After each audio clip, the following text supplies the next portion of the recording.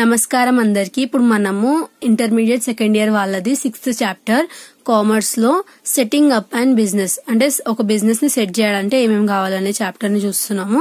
So ఆ chapter లో ఏవైతే ఇంపార్టెంట్ క్వశ్చన్స్ ఉన్నాయో అవన్నీ నేను ఎక్స్ప్లెయిన్ చేయబోతున్నాను. ఇందులో మీకు ఎస్ఏ ఆన్సర్స్ లో ఏమంత ఇంపార్టెంట్ లేవు, మీరు జస్ట్ సైడ్ హెడ్డింగ్స్ నేర్చుకుంటే సరిపోతుంది.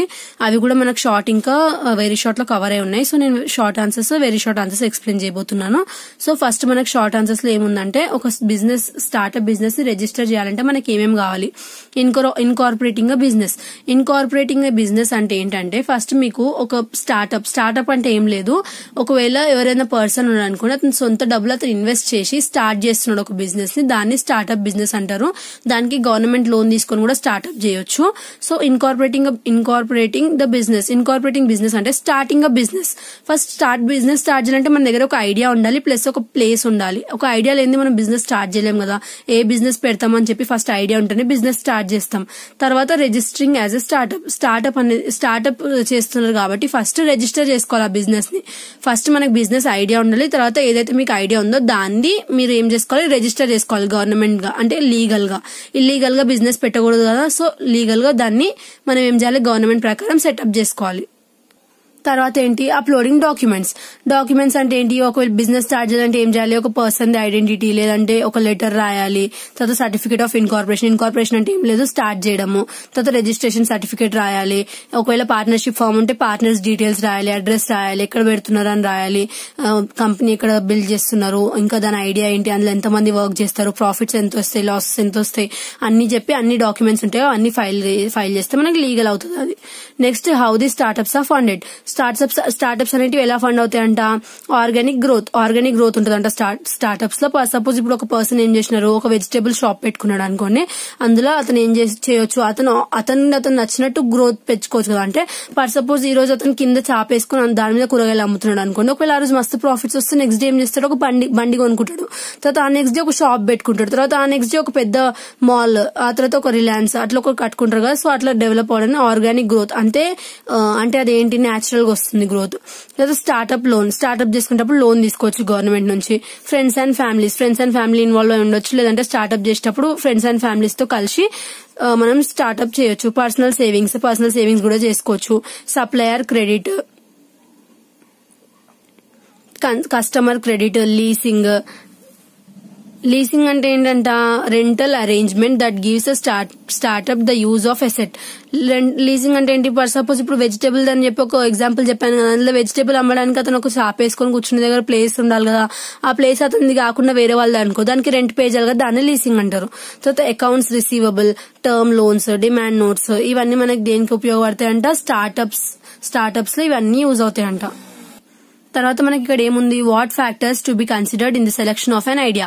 ఫర్ సపోజ్ ఒక బిజినెస్ పెట్టాలనే ఒక ఐడియా వచ్చింది అనుకోండి మీకు. ఆ ఐడియా అంటే ఎలాంటి ఐడియా, దానికి మీకు ఫస్ట్ ఏం క్వశ్చన్స్ రేజ్ అవ్వాలి. ఫస్ట్ నేను చేసేది ఇన్నోవేటివ్ బిజినెస్ ఏనా, దానికి ఏమైనా కాంపిటీషన్ ఉందా ఏరియాలో, ఇంకా రా మెటీరియల్స్ ఎన్ని యూజ్ అవుతాయి, అవి అవైలబుల్ గా ఉంటాయా, లేదంటే దానికి ల్యాండ్, పవర్, వాటర్ ఎంత అవుతున్నాయి, ఇంకా ఎక్స్పీరియన్స్ ఉన్న వాళ్ళు ఎంతమంది దొరుకుతారు, నాకు దాని మీద రీజనబుల్ నాలెడ్జ్ ఉందా, ఇంకా డిమాండ్ సప్లై ఎంత ఉంటది ఏరియాలో ఆ బిజినెస్ కి డిమాండ్, మళ్ళీ గవర్నమెంట్ ఎంకరేజ్ చేస్తుందా, ఇది ఇల్లీగల్ అయితే కాదు కదా, ఎంకరేజ్ చేస్తుందా గవర్నమెంట్, ఇంకా ప్రాఫిట్ ఎంత వస్తుంది బిజినెస్ చేస్తే అని చెప్పి. మీరు ఎప్పుడైనా బిజినెస్ ఐడియా మీకు వస్తే మీకు అన్ని క్వశ్చన్స్ రావాలి. ఇవన్నీ క్వశ్చన్స్ లో మీకు అన్నిట్లో పాజిటివ్ ఆన్సర్ వస్తేనే మీ బిజినెస్ సక్సెస్ అవుతున్నట్టు. అదే ఇప్పుడు ఒకవేళ మీకు ఇక్కడ ఇన్నోవేటివ్ ఐడియా కాదనుకోండి, ఏదో అందరు పెట్టినట్టు మీరు కూడా ఏదో ఒక షాప్ పెట్టినారు అనుకోండి, ఆడ 10 మంది అదే సేమ్ షాప్ పెడితే మీకు ప్రాఫిట్ వస్తుందని మీరు ఎట్లా అనుకుంటారు. మీరు అయితే ఇన్నోవేటివ్ గా పెడితేనే కదా మీకు ప్రాఫిట్ వచ్చేది. సో అవన్నీ మీరు ముందే చూసుకోవాలి, అది మనకి ఇక్కడ చెప్తున్నారు. ఇది చాలా చాలా చాలా important question. What are the special provisions enacted by the Telangana state for the MSMEs. MSMEs అంటే ఏంటి, మైక్రో స్మాల్ మీడియం ఎంటర్ప్రైజెస్ కోసం ఏదైతే తెలంగాణ స్టేట్ ఉందో ఏం ప్రొవిజన్స్ ఇచ్చింది అని అడుగుతున్నారు. ఏం ప్రొవిజన్స్ ఇచ్చింది, ఏవైతే కొన్ని స్మాలర్ ప్లాట్స్ ఉన్నాయో వీటిని స్మాల్ మీడియం ఎంటర్ప్రైజ్ కోసము అట్లా ఇచ్చిందంట. ఏంటిది, గవర్నమెంట్. తర్వాత స్పెషల్ ఫండ్స్ ఇచ్చిందంట అడ్రసింగ్ యాంటిసిపేట్ సిక్నెస్ కోసం. తర్వాత మళ్ళీ స్పెషల్ ఫండ్స్ ఇచ్చిందంట. అంటే ఇవన్నీ కొన్ని స్కీమ్స్, ఇవన్నిటికీ గవర్నమెంట్ స్పెషల్ ఫండ్స్ ఇచ్చిందంట. ఎందుకు, మైక్రో స్మాల్ మీడియం ఎంటర్ప్రైజ్ కి కొంచెం డెవలప్మెంట్ పెంచడానికి. తర్వాత special funds for IP registration assistance, special funds for anti pirating assistance, special fund for technology transfer and modernisation of MSME sector. తర్వాత reimbursement of land conversions charges for units in own land, marketing assistance to participate in national and international trade shows and buyer and seller meets, consultant panel to respond to MSME entrepreneur need, separate state level bankers committee for industries, particularly small and medium enterprises, decentralized procedure for issue of licenses and permissions to micro enterprises at the level of industrial promotional officers. So ఇక్కడ మనకి ఏం చెప్తున్నారు, ఏదైతే Telangana state ఉందో అది MSMEs కి కొన్ని provisions ఇచ్చిందంట, special provisions. ఎందుకు అవి ఇవ్వడం వల్ల కొంచెం మనకి డెవలప్మెంట్ పెరుగుతుందని చెప్పి. సో ఇవన్నీ ప్రొవైడ్ చేసిందంట. ఏం లేదు, మీరు దీని ఓన్ గా కూడా రాయొచ్చు. MSMEకి ఎలాంటివి ఇవ్వచ్చు డెవలప్మెంట్ చేయడానికి, ఏమైనా స్పెషల్ ఫండ్స్ ఇవ్వచ్చు, లేదంటే ఏదైనా ట్యాక్స్ రెడ్యూస్ చేసి ఉండొచ్చు, లేదంటే వాళ్ళు ఏదైనా వర్క్ ఇంప్లిమెంట్ చేసేటప్పుడు కొంతమంది ఎంప్లాయీస్ ని హైర్ చేసి ఉండొచ్చు. సో ఇది మీరు ఓన్ గా రాయొచ్చు, లేదంటే ఇక్కడ ఉన్న ఆన్సర్ కూడా మీరు రాయొచ్చు. తర్వాత మనకి ఇంకొక important very very very important question ఏంటి, how the special support is extended by the government of Telangana to SC ST entrepreneurs ఎవరైతే ఉన్నారో తెలంగాణ స్టేట్ లో వాళ్ళకి గవర్నమెంట్ ఏమేం బెనిఫిట్స్ ఇచ్చిందని అడుగుతున్నారు. Special support to SC ST entrepreneurs. Government ఏం చేసిందంట, కొంచెం స్పెషల్ సపోర్ట్ ఇచ్చిందంట ఎవరికి, ఎస్సీ/ఎస్టీ ఎంటర్ప్రెన్యూర్స్ కి. సో ఇలాంటివి ఇచ్చిందంట. డైరెక్ట్ ఫండింగ్ ప్రోగ్రామ్, వాళ్ళకి డైరెక్ట్ ఫండింగ్ ఆఫ్ ప్రోగ్రామ్ ఇచ్చిందంట దేంట్లో, ఫైనాన్స్ లో. తర్వాత margin money, payment of margin money on behalf of SC ST entrepreneurs by the government ద్వారా వాళ్ళకి సగం మనీ, ఏదైతే సగం మనీ ఉందో ఎస్సీ/ఎస్టీ ఎంటర్ప్రెన్యూర్స్ అది గవర్నమెంట్ పే చేయబడుతుందంట. And creation of 5 crores of margin money refund scheme. ఏం చేసిందంటే ఇంకో స్కీమ్ కూడా తీసిందంట 5 crores ది. తర్వాత 22% of land in industrial estates. ఏం చేసిందంటే 22% ల్యాండ్ కూడా ఇండస్ట్రియల్ ఎస్టేట్స్ కింద ఇచ్చేసిందంట. తర్వాత supplier diversity opportunities in large industries. Large industries లో ఎవరైనా సప్లయర్స్ ఉంటే వాళ్ళని కూడా ఆపర్చునిటీస్ ఇచ్చిందంటే ఎవరికి, ఎస్సీ/ఎస్టీ ఎంటర్ప్రెన్యూర్స్ కి. ఇప్పుడు నేను చెప్పే పాయింట్స్ అన్ని రిలేటెడ్ ఎవరికి, ఎస్సీ/ఎస్టీ ఎంటర్ప్రెన్యూర్స్ కి మాత్రం ఈ స్కీమ్ లో కొన్ని బెనిఫిట్స్ ఇచ్చిందంటే అవి నేను చెప్తున్నాను. State departmental procurement policy in tune with GOI's SMEs procurement policy of 20%. So ఇందులో కూడా వాళ్ళకి కొంచెం ఆపర్చునిటీ ఇచ్చిందంట. Organising intensive entrepreneur and skill development programmes కూడా ఉన్నాయంట వాళ్ళకి. Subsidy eligibility if funded by CRISIL rated NBFCs, interest subsidy for service sector units and other than transport sector in organization like Dalit India Chamber of Commerce and industry involved in planning, implementing, monitoring special programs for SC/ST, representation in all districts and state level committees. ఇవన్నీ programmes లో ఎవరికి offer చేసిందంటే SC/ST entrepreneurs కి ఇవన్నీ benefits ని ఇచ్చినారంట. ఎవరు, government of Telangana. Next ఇంకొక ఇంపార్టెంట్ క్వశ్చన్ ఏంటి, what are the steps initiated by Telangana government for improving the productivity and income of traditional arts and handicrafts. ఎవరైతే ట్రెడిషనల్ ఆర్ట్స్ ఇంకా హ్యాండీక్రాఫ్ట్స్ అంటే హ్యాండ్ తో అన్ని వస్తువుల్ని తయారు చేస్తారో అలాంటి రీజన్ వాళ్ళకి గవర్నమెంట్ కొన్ని స్టెప్స్ ని అంటే కొంచెం బెనిఫిట్స్ ని ప్రొవైడ్ చేసిందంటే ఎలాంటిది, cluster approach for specific arts and crafts. ఒకవేళ వాళ్ళు ఏదైనా మంచి ఆర్ట్స్ క్రాఫ్ట్ చేస్తే వాళ్ళకి అప్రోచ్ అవ్వాలి, అంటే వాళ్ళ దగ్గరికి అప్రోచ్ అయ్యి అప్రిషియేట్ చేయాలి. Identification and documentation of arts and crafts, వాళ్ళే చేసిన అని చెప్పి ప్రూఫ్స్ కొంచెం ఐడెంటిఫికేషన్ చేసి డాక్యుమెంటేషన్ చేస్తారంట. Technological upgradation and design support centres కూడా వచ్చినారంట వాళ్ళకి. Skill upgradation and quality improvement, common facility centres, registration support ఇవన్నీ ప్రొవైడ్ చేసినంటే ఎవరైతే హ్యాండీక్రాఫ్ట్స్ చేస్తారో లేదంటే ట్రెడిషనల్ ఆర్ట్స్ లైక్ ఇప్పుడు కొంతమంది శారీస్ ని హ్యాండ్ తోనే అవి చేస్తారు కదా, తయారు చేస్తారు కదా, సో అలాంటి వాళ్ళకి కొంచెం బెనిఫిట్స్ ప్రొవైడ్ చేసినట్టు ఇవన్నీ బెనిఫిట్స్ వాళ్ళకే. Niche product development, marketing assistance and marketing events participation. So ఇది మనకి ఇంపార్టెంట్ క్వశ్చన్.